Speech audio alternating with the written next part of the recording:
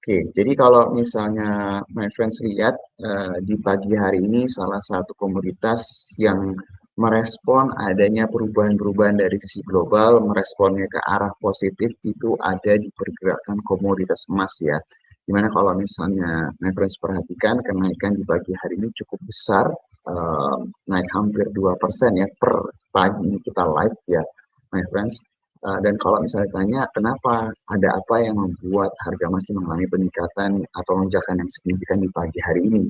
Merespon dari sebenarnya tadi pagi di awal Yuli sempat mention ya mengenai Mahkamah Agung di Amerika Serikat yang secara tanda kutip menolak apa yang dilakukan sama Donald Trump mengenai impos tarif.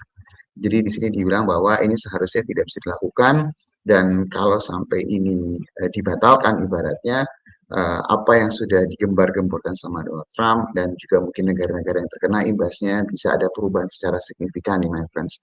Tapi baik lagi, poinnya bukan itu yang mau kita bahas. Poinnya adalah kalau my friends perhatikan apa yang terjadi di tingkat global, dinamikanya itu luar biasa volatile ya. Jadi perubahan-perubahannya itu dalam kurun waktu yang sangat singkat itu bisa berubahnya drastis.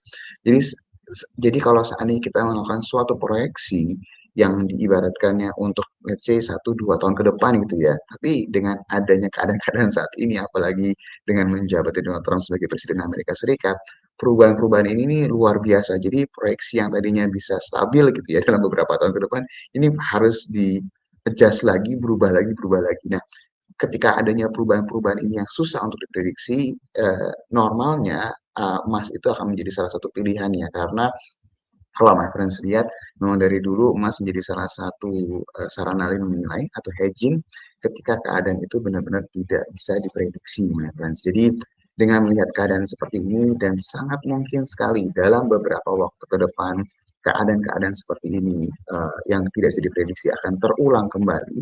Jadi ini kita melihatnya momentum untuk pergerakan harga emas sepertinya akan berlanjut nih, my friends ya, setidaknya dalam waktu jangka pendek ke depan. Nah, ketika kita melihat keadaan seperti ini mungkin kita sudah berulang-ulang kali menyebutkan kemarin, semoga nggak bosan ya. Kita melihat bahwa dari sisi semua emiten-emiten yang berkorelasi dengan emas, yang punya apa potensi positif ketika harga komoditas emas yang mengalami kenaikan, pasti cepat atau lambat mengalami kenaikan ya. Tapi baik lagi, ada saham-saham yang memang dalam beberapa waktu terakhir ini memang tidak mengalami peningkatan ketika harga emasnya itu rally. Jadi kita mengingatkan sekali lagi, ini disclaimer ya, bukan ajakan membeli atau menjual, my friends, tapi kita melihat salah satu emiten yang memang belum sepenuhnya terrefleksi dari rally harga emas itu ada di Aman Mineral International Tbk atau Aman. Jadi kalau misalnya my friends lihat pertama kali kita bahas dan kita masukkan ke active watches itu memang baru-baru ini ya, mungkin sekitar awal-awal Februari ini. Dan kalau misalnya kita lihat ekspektasinya, harapannya dari perubahan larangan ekspor konsentrat yang terjadi di awal tahun 2025 ini sudah dicabut ya, friends, itu harusnya akan memberikan impact yang luar biasa besar ke laporan keuangannya. Ekspektasinya pasti akan terjadi turnaround story, terutama di kuartal keempat, dan semoga kalau tidak ada perubahan, kuartal satu, kuartal keduanya juga bisa diekspektasikan melanjutkan penguatan juga. Dan yang seperti tadi kita bilang bahwa ketika harga emasnya rally di tahun lalu, my friends bisa lihat bahwa Aman atau Aman Mineral International Tbk ini harga sahamnya kecenderungannya itu lebih ke arah sideways ya. Sempat turun di awal tahun, terus kembali naik, tapi sudah tidak mengikuti rally dari harga-harga saham yang terkorelasi dengan emas di tahun lalu. Jadi cepat atau lambat pasar itu pasti akan melihat ini adalah suatu opportunity ya, my friends. Jadi ketika harga emasnya lanjut lagi, ada suatu hal yang menjadi trigger.